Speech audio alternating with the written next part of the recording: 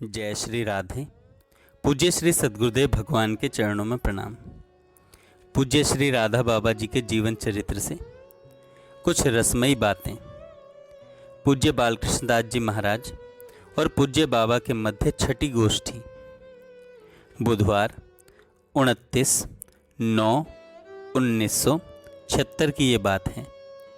आज पूज्य श्री राधा बाबा के पास बैठते ही पूज्य श्री बालकृष्ण दास जी महाराज ने श्री मनोहर जी का विशेष परिचय दिया कि ये 2 लाख नाम जप किया करते थे तथा रात के 12 बजे श्री रास पंचाध्यायी का पाठ नाम जप की बात सुनकर पूज्य बाबा प्रसन्न हुए तथा कहा, इतना नाम जप हो कि नाम में रस आने लगे। नाम जपते जपते बड़ा प्रिय लगने लगे। नाम जब प्रिय लगने लगता है और जब मन में भाव का उद्वेलन होने लगता है तब संख्या पूरी करनी कठिन हो जाती है। पूज्य बाबा अपने अनुभव की बात बताने लगे। स्वामी श्री अखंडानंद जी महाराज जब श्री शांतनु विहारी द्विवेदी थे तब गीता वाटिका में हम लोगों के साथ रहा करते थे। उनके साथ इतनी अधिक आत्मीयता थी कि कई बार उन्होंने पंप चला चला करके मुझे स्नान करवाया है। वे यहाँ भागवत की कथा भी कहा करते थे। एक दिन श्री पोद्दार महाराज, श्री द्विवेदी जी तथा मैं, हम सभी साथ साथ बैठे थे। श्री पोद्दार महाराज ने उत्साह में कहा कि भजन करना चाहिए। नाम जप की बात तय हुई। श्री पोद्दार जी ने तो कहा, मुझे तो कल्याण पत्रिका के संपादन का कार्य करना पड़ता है, अतः 50,000 से ज़्यादा नाम जप नहीं कर पाऊंगा। इस कारण श्री पोद्दार जी ने 32 माला जप करने का नियम लिया। तब मैंने कहा, आपके पास तो समय का अभाव है और मेरे पास समय ही समय है। मैं प्रतिदिन 3 लाख नाम जप किया करूँगा।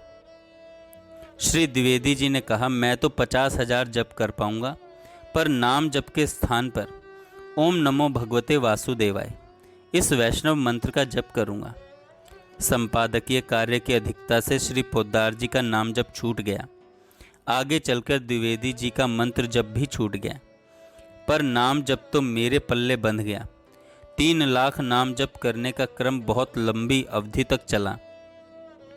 जब गीता तत्व विवेचनी का कार्य पूज्य श्री सेठ जयदयाल गोयनका जी के साथ करना पड़ा, उस अवधि में समय का बड़ा अभाव था, अतः 3 लाख के स्थान पर 2 लाख नाम जप कर देना पड़ा। यह क्रम भी तत्परता पूर्वक काफ़ी दिनों तक चला, पर आजकल तो बात ही दूसरी है। यदि नाम जप धीरे धीरे करूं तो जहां थोड़ी देर तक नाम लिया कि चित्त वृत्ति बाह्य जगत को छोड़ देती है, मन भाव राज्य में विचरण करने लगता है। नाम जप करने का आनंद तब है जब नाम में रस आने लगे। फिर नाम जप करने वाले को नामी क्या क्या अनुभव कराता है, इससे तो बस नाम जप करने वाला ही साधक जानता है। बात करते करते पूज्य बाबा तंत्र साधना के संबंध में अपने विचार बताने लगे।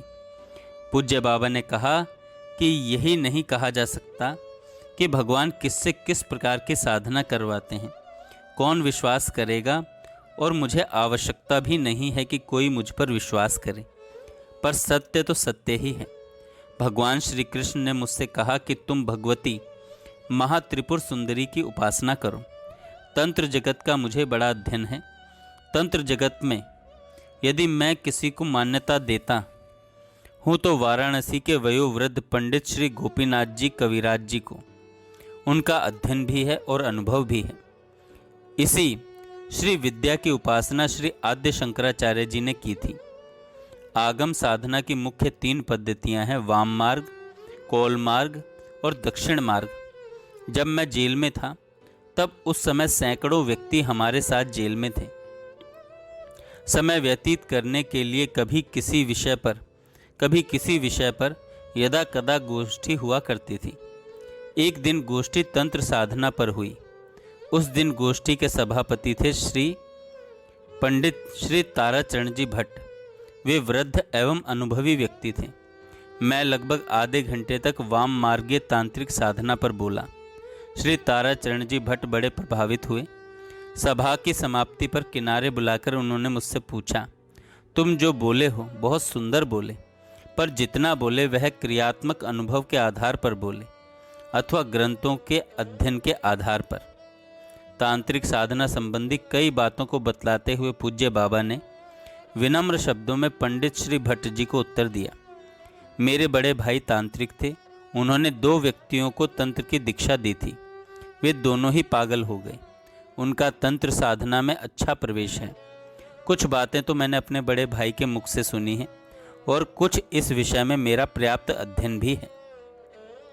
मेरा क्रियात्मक अनुभव कुछ नहीं है, बस श्रुत और पठित ज्ञान के आधार पर ही मैं आज गोष्ठी में बोला। तब वात्सल्य में भरकर पीठ पर हाथ फेरते हुए पंडित श्री तारादत्त जी भट्ट ने कहा, देखो तुम कभी वाम मार्ग का अनुसरण मत करना।